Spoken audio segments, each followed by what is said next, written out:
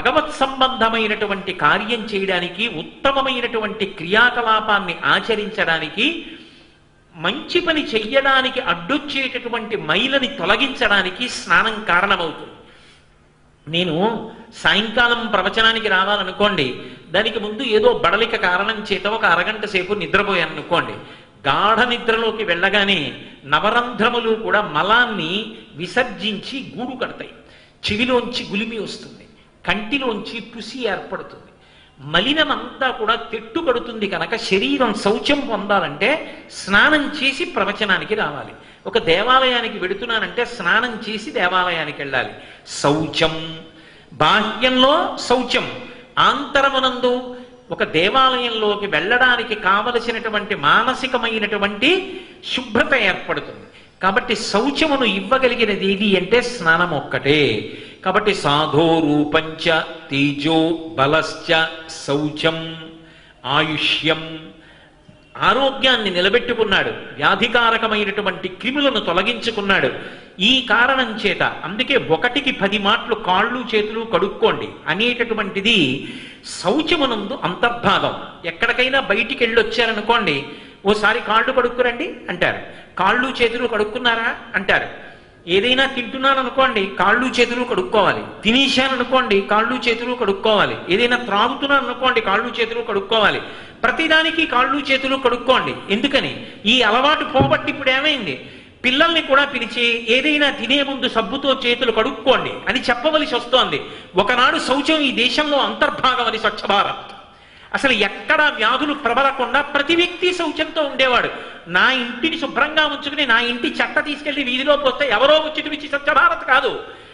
నా ఇంటి చెత్త నేను నిల్వ చేసి పురపాలక సంఘం వాళ్ళు వచ్చినప్పుడు వాళ్ళకి అందచేసి నా ఇల్లు, నా వీధి, నా దేశం, నా రాష్ట్రం, ప్రపంచం అంతా శుభ్రంగా ఉండడానికి నేను సమిధని కావడం, నేను ప్రయత్నం చేయడం నిజమైన స్వచ్ఛ భారత్.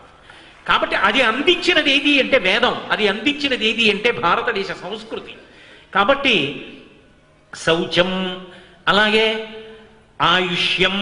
ఎప్పుడైతే నువ్వు ఇన్ని మాటలు శౌచం మీద దృష్టి పెట్టావో అది వ్యాధులు కలగకుండా చేస్తుంది, బలహీనత కలగకుండా చేస్తుంది, రోగ నిరోధక శక్తిని పెంపొందింప చేస్తుంది. అందుకే కాలమునందు వచ్చేటటువంటి ఉపద్రవం ప్రకృతిలో ఏది ఉంటుందో ఋషి లెక్క కట్టాడు. ఆ ఉపద్రవానికి విరుగుడు కూడా ప్రకృతిలో ఎక్కడుందో లెక్క కట్టాడు. లెక్క కట్టి ఈ విరుగుణ్ణి తీసుకొచ్చి అన్నంలో పెట్టించాడు. అది ఋషి యొక్క గొప్పతనం. అందుకే ఈ దేశం ఋషులకు రుణపడిపోయింది. మీరు చూడండి, ఈ కార్తీక మాసం వచ్చింది, మొన్ననే మీతో మనవి చేశా, యమదంస్త్ర బయటికి వస్తుంది శరదృతువులో. వాతము, శ్లేష్మము, పిత్తము ఈ 3 ప్రకోపిస్తాయి. ఈ 3ంటిని పోగొట్టడానికి కావలసినటువంటి సమస్తమైనటువంటి విభూతులు ఆ ఉసిరికాయలోంచి వస్తున్నాయి. అందుకే ప్రతిరోజు ఆదివారం తప్ప ఉసిరికాయ తినండి అంటారు. ఉసిరికని పూజ చేస్తారు, ఉసిరి గాలి పీలుస్తారు, ఉసిరి చెట్టు దగ్గరికి వెళ్ళి స్తోత్రం చేస్తారు, ఉసిరి కొమ్మని తులసి కొమ్మతో కలిసి పూజ చేస్తారు, దీపం పెడతారు. ఇదంతా ఎవరి కోసం? తనొక్కడి కోసం కాదు, తన కుటుంబం కోసం, తన వీధి కోసం, తన సమాజం కోసం, తన ఊరి కోసం, తన రాష్ట్రం కోసం, తన దేశం కోసం, అందరి కోసం. ఉసిరి చెట్టు మీద గాలి మా ఇంటికి నా ఒక్కడి మీదకే వస్తుందా? అందరి మీదకే పెడుతుంది, కిటికీ మించి. అందరిళ్లలోనూ అలా పెడితే అందరూ సుఖంగా ఉంటారు. అందరూ బాగుండాలని కోరుకున్నటువంటి దేశం, అందరూ బాగుండాలని కోరుకున్న సంస్కృతి. కొందరే బాగుండాలని కోరుకోవడం ఆ ధర్మానికి తెలియదు. కాబట్టి అంత విశాల హృదయాన్ని నేర్పింది, అంత మనశ్శుద్ధినిచ్చినటువంటి సంస్కారం. కాబట్టి ఇప్పుడు ఆయుష్యం, ఆరోగ్యం, అలోలుపత్వం. అలోలుపత్వం అంటే మనసు చంచలమై ఉండడం, అర్థం లేనటువంటి ఆశ, అక్కర్లేని పరుగులు. తన శక్తి ఎంత, తన శక్తితో తాను ఏం చేసి చక్కగా సమాజానికి అండగా నిలబడవచ్చు అన్నది మానేసి తాను అందుకోలేని దానికోసం అర్రులు చాచకూడదు. అలాగని నిరుత్సాహపడిపోయి నేను ఇలా ఉండిపోతానని బ్రతకకూడదు. భగవంతుడు ఏదో ఒక విభూతిని ఇస్తాడు, ఏ విభూతిని ఇవ్వకుండా ఉండడు.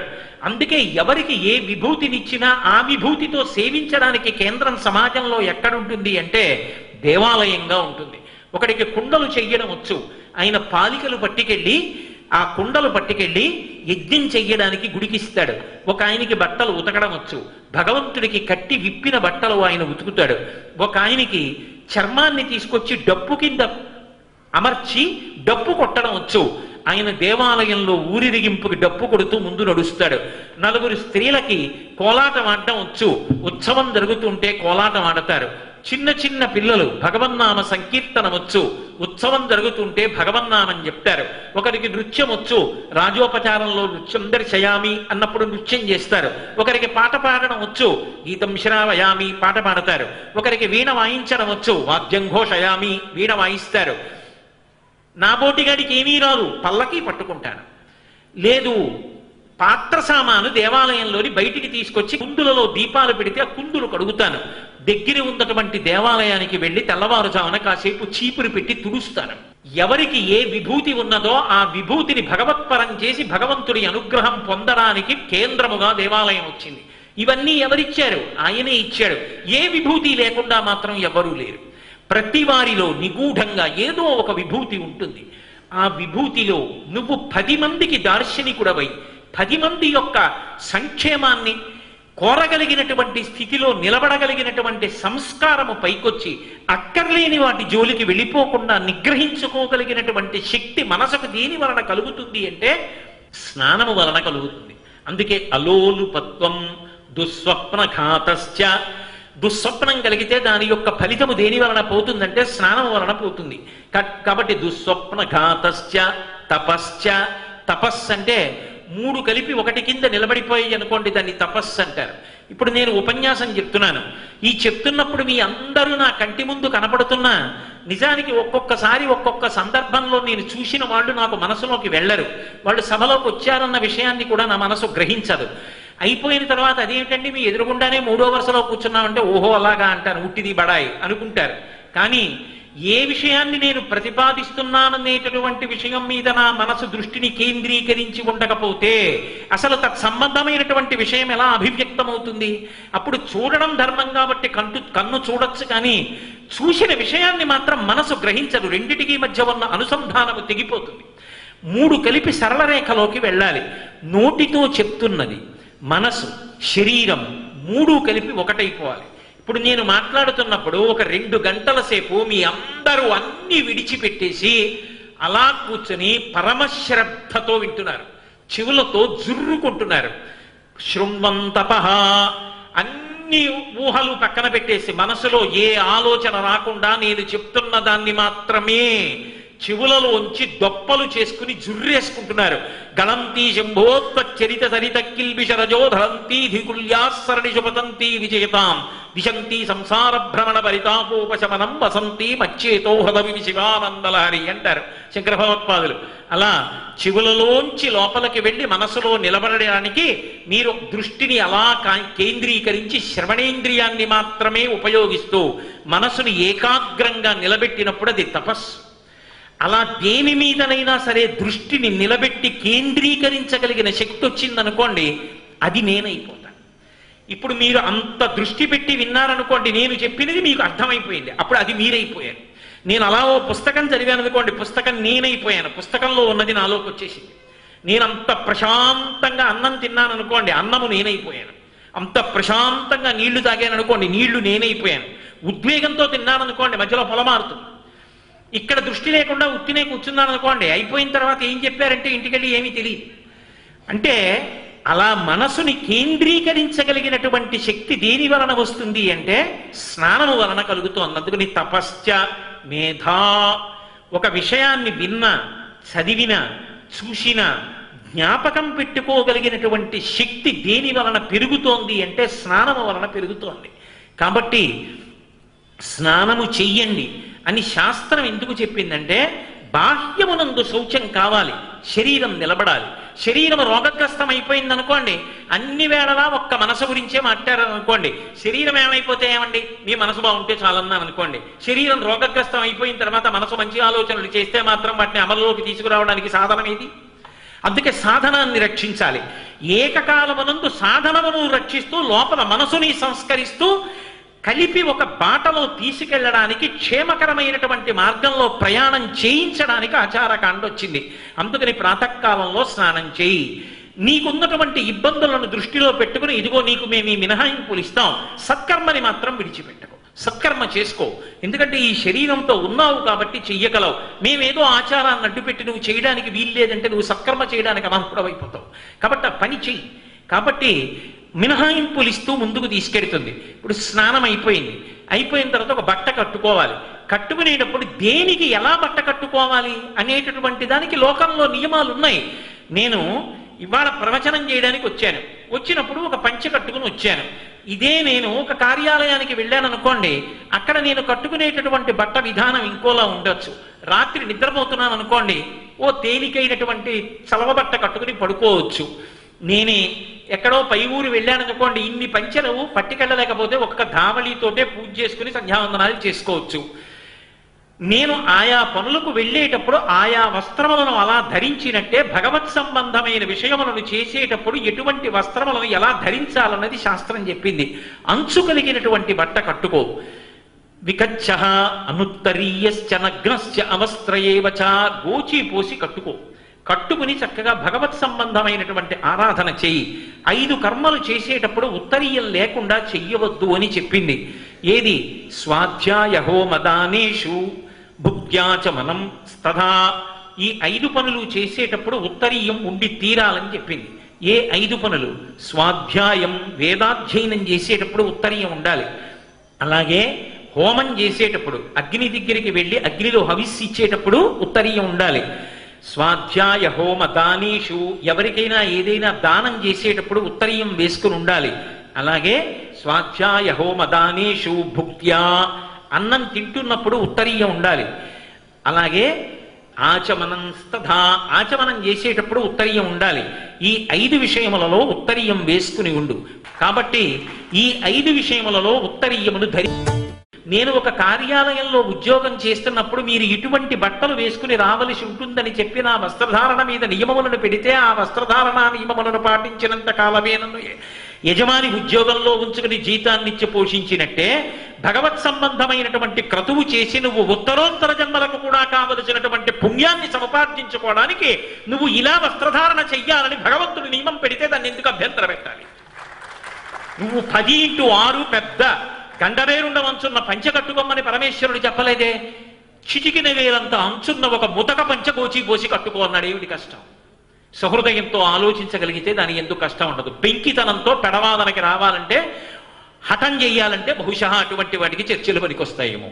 లేకపోతే అందులో తప్పట్టుకోవడానికి ఏముంది కనుక అది ఈశ్వరుడు పెట్టినటువంటి నియమం. దానివల్ల తేజస్సు క్షయం కాకుండా ఉంటుంది కాబట్టి అలా పంచకట్టుకుని పూజ చేయి అని చెప్పాడు. ఉత్తరీయం 5 కర్మల యందు ధరించి ఉండు అని చెప్పాడు. ఒక పోగు ఎక్కువ వేసి యజ్ఞోపవీతంలో అస్తమానం భగవత్ సంబంధమైన కార్యంలో ఉండవలసిన వాడికి ఉత్తరీయం జారిపోతే రక్షణ చేయించారు. సంధ్యావందనం చెయ్యవలసిన వాడు సంధ్యావందనం చెయ్యాలి. అందరినీ సంధ్యావందనం చెయ్యమన్నారనుకోండి, కాయ కష్టం చేసేవాళ్ళు, రైతులు, వీళ్ళందరినీ సంధ్యావందనం చేయమంటే ఎప్పటికి వాళ్ళు తమ కార్యములను చేయగలుగుతారు. అందుకే సంధ్యావందనం చేసిన వాడికి ఏ ఫలితం వస్తుందో, స్కాంద పురాణాంతర్గతమైనటువంటి సూర్యస్తవాన్ని చేస్తే, అథవా ఒక్కసారి సూర్యుడి వంక తిరిగి నమస్కారం చేశాడనుకోండి ఒక కాయకష్టం చేసే వ్యక్తి, అతను సంధ్యావందనం చేసి సహస్రగాయత్రి చేస్తే ఏ ఫలితం వస్తుందో అది వస్తోందని చెప్పింది శాస్త్రం. ఆయా పరిస్థితులను బట్టి, ఆయా వృత్తులను బట్టి, వాళ్ళు చేసేటటువంటి క్రియాకలాపాన్ని బట్టి ఆచారకాండని మార్చారు. అందులో ఎక్కడైనా అవసరమైతే మార్పు చేశారు తప్ప ఎట్టి పరిస్థితుల్లో ఇలాగే ఉండు అన్న మాట వాడరు. దాన్ని చాలా జాగ్రత్తగా మీరు గమనించవలసి ఉంటుంది. అందుకే ఒకలా వస్త్రధారణ చేశావు, నిలబడి సుప్రభాత పఠనం చేస్తారు. ఏకాంత సేవ అయితే కూర్చోవాలి, సుప్రభాతమైతే నిలబడి చదవాలి. భగవంతుడికి సుప్రభాత పఠనం చేస్తారు. సుప్రభాతం అంటే సూర్యోదయాత్ పూర్వం ఉన్నటువంటి కాలం. సు చాలా మంచిదై ఉన్నది. చాలా మంచిదై ఉన్నది అంటే ఒకరోజు చాలా మంచిదై ఉన్నది, ఒకరోజు చాలా చెడ్డదై ఉన్నది అని ఏమైనా ఉంటుందా? ఉండదు. అంటే నా మనసు సుప్రభాతం, నా మనసు పరమ ప్రశాంతంగా ఉండడానికి కావలసినటువంటి వ్యవస్థని నేను సుప్రభాత గానం ద్వారా ఏర్పాటు చేసుకున్నాను. ఎలా? నా పూజామందిరంలో గృహదేవతలు నిద్రపోతున్నారని, వాళ్ళు నిద్ర లేవాలని భావన చేసి 7 కొండల వాడికి పాడేటటువంటి సుప్రభాతాన్ని తలుపు బయట నిలబడి చదువుతున్నాను. ఆ చదవడంలో నా ఉద్దేశ్యం ఏమిటి? ఆయన లేవాలి. కౌసల్యా సుప్రజా రామ పూర్వా సంధ్యా ప్రవర్తతే అంటే పైకి నోటితో చదవడం కాదు, ఒకనాడు సరయూ నదీ తీరంలో రామలక్ష్మణులు ఇద్దరూ నిద్రపోతుంటే గురువుగారైనటువంటి విశ్వామిత్రుడు వచ్చి రామలక్ష్మణుల్ని నిద్ర నేర్పినటువంటి ఆ పవిత్రమైన సన్నివేశం గుర్తొచ్చి, అబ్బా విశ్వామిత్రుడు ఎంత అదృష్టం పొందాడో, త్యాగరాజస్వామి వారు పొంగిపోయారు అని ఒక్కసారి జ్ఞాపకం చేసుకునేటప్పటికి రాముడి యొక్క స్పర్శ వలన, విశ్వామిత్ర ఋషి యొక్క స్మరణ వలన నా మనసు పవిత్రమైంది, ఆర్ద్రమైంది. ఆయన నిద్ర లేవడానికి నేనేవో గుర్తులు చెప్తున్నాను. నిజంగా పరమాత్మ నిద్రపోయాడు అనుకోండి, లోకాన్ని కాపాడేవాడు ఎవరండి? ఏదో భాగవతం దశమస్కందంలో పోతన గారు ఒక విషయం చెప్తారు. చిన్ని కృష్ణుడు పుట్టినప్పుడు ఆయన్ని తీసుకెళ్లి ఊయలలో వేసి ఊపారు. జోజో కమల దళిక్షణ జోజో మృగరాజ మధ్య జోజో కృష్ణ జోజో పల్లవక రపద జోజో పూర్ణిందు వదన జోజో ఎనచున్. పడుకోలేదు. ఆ వృద్ధ గోపకాంతలు కొంతమంది ఉన్నారు. వాళ్ళ పిల్లాన్ని తీసుకుని వీపు మీద వేసుకుని ఆ భుజం మీద వేసుకుని గట్టిగా జో కొడుతూ ఏవో పాటలు పాడారు. పడుకున్నాడా అంటే ఇలా చూడగా లేచిపోతాడు మళ్ళీ. అందుకని అలాగే వీపు మీద పిల్లాన్ని ఉంచుకొని చిటికేసి ఎవరినైనా పిలిచి ఇలా చూపిస్తారు, పడుకున్నాడా వెనక్కి వెళ్ళి చూడమని. ఆవిడ వెనక్కి వెళ్ళి ఇలా చూసి ఇంతసేపు తిప్పింది, ఇంతసేపు జో కొట్టింది, పడుకున్నాడేమో అని ఈవిడ అనుకుంటోంది. పాపం ఎత్తుకున్న ఆవిడ వెనక నుంచి చూసిన ఆవిడంది పత్తిగా ఇలా శుభ్రంగా కళ్ళు తెరుచుకు చూస్తున్నాడు, వాడు ఎక్కడ పడుకున్నాడు, ఈవిడ ఇంతసేపు జో కొట్టినా పడుకోలేదా అని ఆవిడ పాపం కింద కూర్చుని ఆ తొడ మీద పడుకోబెట్టుకుని ఒక తొడ గట్టిగా ఊపుతూ బోర్లా పడుకోబెట్టి వీపు మీద గట్టిగా కొడుతూ జో కొట్టింది. ఎంత జో కొట్టినా పడుకున్నాడేమో, చక్కగా ఊగుతున్నాడు కదా అనుకుని నిద్రపోయాడేమో అని చెప్పేసి జాగ్రత్తగా ఇలా చూసింది. పాట ఆపేసి తొడ ఊపడం ఆపు చేయగానే చటుక్కున పాము పిల్ల తలెత్తినట్టెత్తి ఇలా చూశాడు. అమ్మ నాయనో ఇదెక్కడ కూడా యశోదా అసలు నీ కొడుకు నిద్రపోడా అంది. పరమాత్మ ఆలోచించేట, ఇదేమిట్రా మందర పర్వతాన్ని వీపు మీద పెట్టుకుని క్షీరసాగర మదనంలో దేవదానకులు ఉపకారం చేసినప్పుడు కూడా నా వీపింత మండిపోలేదు, ఇదేమిటి ఇలా కొట్టేస్తున్నారు, ఎందుకు కొడుతున్నారు నన్నని ఆలోచించాట. ఓహో ఈ లోకానికి ఒక బలహీనత ఉంది, వీళ్ళు పడుకుని నిద్రపోతూ ఉంటారు, నన్ను కూడా అలా నిద్రపోమ్మని కొట్టేస్తున్నారు వీపు మీద. కాసేపు నేను నిద్రపోయినట్టు కళ్ళు మూసేయకపోతే లోకములు నిద్రపోవగ తా నిదురింపని శుభగుడు రమణుల్ జోకొట్టి పాడ తా కంటెరవకయుండునట్లు నటించే. ఆయన్ని పడుకోబెట్టి ఇలా వీపు మీద కొట్టేస్తుంటే లోకములు నిద్రపోవక తా నిదురింపని శుభగుడు, నిజానికి లోకములన్నీ నిద్రపోతుంటే తాను నిద్రపోకుండా అలాగే ఉండేటటువంటి పరమాత్మ నిద్ర గైకును క్రియను రకుండే కన్ను తెరవకయున్. కాసేపు కళ్ళు తెరవకుండా ఇలా పడుకుంటే అమ్మయ్య పడుకున్నాడని ఉయ్యాల్లో వేసి వదిలేస్తారు, లేకపోతే ఇలాగే కొడతారు వీపు మీద ఇక్కడ పుట్టినందుకని చెప్పి ఆయన కళ్ళు తెరవకుండా కాసేపు కళ్ళు మూసుకున్నాడు కృష్ణుడని పోతన గారు భాగవతంలో. నిజంగా ఆయన నిద్రపోయాడా? ఆయన నిద్రపోతే మా ఇల్లు నన్ను కాపాడిన వాడేవాడు. కానీ ఆయన పడుకున్నాడన్నది ఒక భావనా సుకుమార్యం, ఆయన నిద్ర లేవాలి కాబట్టి ఏవో ఒక్కసారి అక్కడే ఉన్నటువంటి కిటికీలోంచి అలా తెల్లవారుజాము కాలము ఆ బ్రాహ్మీ ముహూర్తము, ఆ సౌందర్యం, ఆ ప్రశాంతత, పక్షులు కిలకిలారామాలు చూసి భృంగావళీచమ గరంద రసాను విద్ద జంగారగీత నినదై సహసేవనాయ నిర్యాప్యుబంత సరసీ కమలోదరేభ్య శేషాద్రిశేఖర విభో తవ సుప్రభాతం. అదిగో స్వామి చూశావా పక్షులు ఎలా అరుస్తున్నాయో, భృంగావళీచ మకరందరసాను విద్ద ఝంగారగీత నిరదై సహసేవనాయ. ఆ భృంగములు, ఆ తుమ్మెదలు ఆ పువ్వులలో తిరుగుతున్నప్పుడు అందులోంచి వచ్చేటటువంటి ఝంకార ధ్వనులు చూశావా? నీ యొక్క దర్శనం చెయ్యాలని ఎంతమందో వచ్చి ఈ దేవాలయం ముందు నిలబడి ఉన్నారయ్యా. స్వామి నిద్రలే నిద్రలే నిద్రలే. ఆయనకి అనేకమైన సంజ్ఞలు చెప్పారు. ఇదంతా ఎందుకు? పూజకి వెళ్లే ముందు మనసు ప్రశాంతంగా ఉండాలి, ఆ ఆర్ద్రత పొందాలి. సుప్రభాతం అంతసేపు పాడాడు, స్వామి నిద్రలే నిద్రలే నిద్రలే అన్నాడు. ఆయన నిద్ర లేచారు అని మనసులో భావన. నిద్ర లేచి ఏం చేస్తాడు? కాసేపు బాబు స్నానం చేసి వస్తాను అంటాడా? నేను రాత్రి నిద్రపోయి ఏదో నిద్ర లేచి ఇంకా నిద్ర లేవలేదు, ఆ పడుకుని ఉన్నాను, నా ఇల్లాలు నిద్ర లేచింది, ఎక్కడో నా కొడుకు కంఠం వినపడినట్టుగా వినపడింది. ఏమిటి వీడి కంఠంలా ఉంది, వీడు ఎప్పుడు వచ్చాడు హైదరాబాద్ నుంచి అని చెవులు విక్కించి వింటున్నాను. ఏమిట్రా హఠాత్తుగా వచ్చేసావు అంది వాళ్ళ అమ్మ. అమ్మ 4 రోజుల నుంచి కల్లో నాన్నగారు కనపడుతున్నారమ్మా, ఒక్కసారి నాన్నగారిని చూడాలనిపించిందమ్మా, రాత్రి ఆలోచించి మీ కోడలికి చెప్పి బస్సు ఎక్కేశానమ్మా, వచ్చేసాను, ఒక్కసారి అమ్మ నాన్నగారేరి అన్నాడు. నేను పడుకుని ఉన్నవాణ్ణి, ఒరే ఉండు నేను స్నానం చేసి పట్టుబట్ట కట్టుకుని నీకు దర్శనమిస్తాను, అప్పటి వరకు రాను అంటానా? ఎలా పడుకున్నవాడిని అలా లేచి జారిపోతున్న బట్ట మొలక చుట్టబెట్టుకుని వచ్చి ఎరా నాన్న ఇలా వచ్చావు అని భావన పట్టుకుంటానా పట్టుకోనా? ఒక్క కొడుకుని కన్నా నాకే కొడుకు మీద అంత ప్రేమ ఉంటే లోకములను కన్నా తండ్రి ఆయనకి ఎంత ప్రేమ ఉండాలి? అదే కమలాకు చచూచు కుంకుమతో నియతారుణితాతులనీలతనో కమలాయతనోచ నలో కపతే విజయీ భవ వెంకట శైలపతే. స్వామి మేమందరం వచ్చి లే లే లే అంటే రాత్రి నిద్రపోతున్నప్పుడు కుచుమలకు ఆ కుంకుమ రేఖలను అలదుకుని పడుకున్నటువంటి మా తల్లి జగన్మాత లక్ష్మీదేవిని గాఢంగా కౌగిలించుకుని పడుకున్నామేమో. అసలే నల్లని తెర మీద తెల్లని బొమ్మ బాగా కనపడినట్టు నల్లని నీ యొక్క గుండెల మీద అమ్మవారి కుచుమలకు అలదుకున్నటువంటి ఆ కుంకుమ రేఖలు కౌగిలించుకున్న కారణం చేత స్ఫుటంగా కనపడుతున్నాయి. ఉత్తరీయం కప్పుకో కప్పుకో కనురాపు దొరుకుతుందేమో. విజయీ భవ వెంకట శైలపతే అదొక గొప్ప భావనా సౌకుమారి. లక్ష్మీ మహీతదనురూప నిజానుభావ నీలాది దివ్య మహిషీకర పల్లవానాం ఆరుణ్య సంక్రమణత కిల సాంద్ర రాగౌ శ్రీ వెంకటేశ చరణౌ శరణం ప్రపద్యే. ఒక గొప్ప పరవశం అది చదువుతున్నప్పుడు.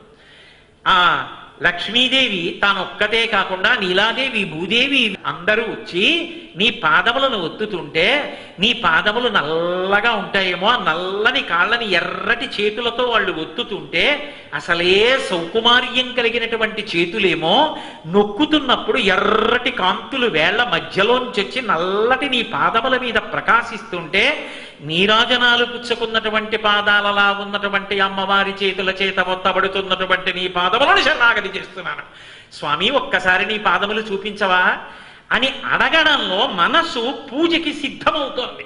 భగవంతుణ్ణి అర్చించాలనేటటువంటి త్వర పెరుగుతోంది లోపల. ఎప్పుడెప్పుడు లోపలికి వెళ్ళి కూర్చుంటాను, ఎప్పుడెప్పుడు అబ్బా ఆ పాదముల వంక చూస్తాను, ఎప్పుడు పాదయోహ పాద్యం సమర్పయామి అని సమర్పిస్తాను. దానికోసం త్వర కలగడానికి మనసుని సిద్ధం చేస్తున్నాడు సుప్రభాత పఠనం ద్వారా. అంతేగాని ఉత్తినాలా నిలబడి ఏదో గడగడగడగడగడగడ చదివేస్తే అది మనసు మీద ప్రభావం ఏం చూపిస్తుంది?